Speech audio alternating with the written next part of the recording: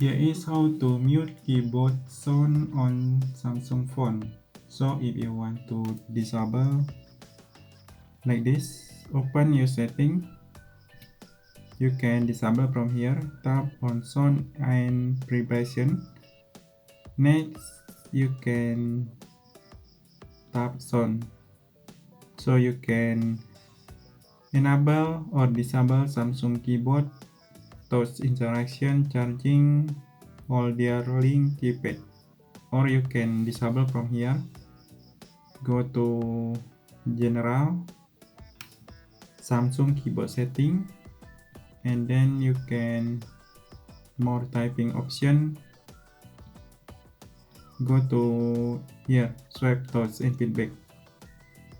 Touch feedback, and then you can see sound vibration character preview. You can disable here this setting, sound touch feedback, very easy.